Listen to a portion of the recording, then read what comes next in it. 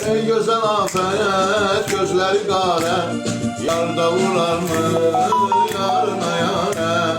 Ey gözəl afət, gözləri qarə, yarda vurarmı yarına yarə? Qəlbinə hicran dağı çəkincə, bir dəfəlicə kaşi idarə.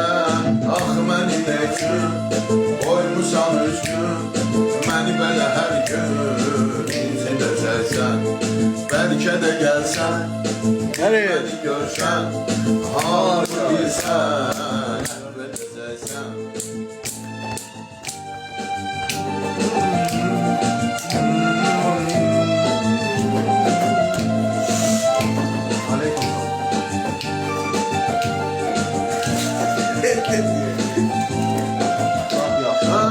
Zəfəqanı ah eşitsən, keç günahımdan mərhəmət etsən.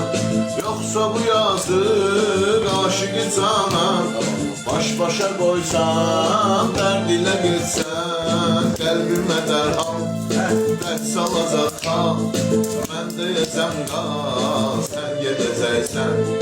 Bəlkə də gəlsən, bir məni görsən, halımı bilsən, əhv edəcəksən. Sağ ol.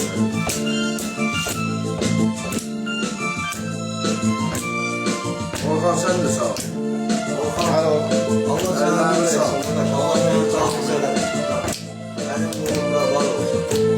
Ah nə dedim ki, üz çeviribsən, qəlbimə dəydin, gülə möhkəm. Ah nə biləydim, tez deyəcəksən, adicə sözlə, qəlbinə möhkəm. Küsüb sözümdən, sərt bir əzimdən, gözünü gözümdən gizlədəcəksən. Bəlkə də baxsan, bir məni görsən, halımı bilsən, əhv edəcəksən. Güzel zamanı, Aşık olmuşam, kaşı kemale. Ey güzel afet, İndi xəyalım, indi kədərəm, hər biri doğma, hər biri həmdəm. Ax nə biləydim, tez deyəcəm mən, adicə sözlə, qəlbinə möhkəm. Gözəl sözümdən, sərt bir əzimdən, gözünü gözümdən gizlədəcəksən. Bəlkə də baxsan, məni görsən, halımı bilsən, əhv edəcəksən.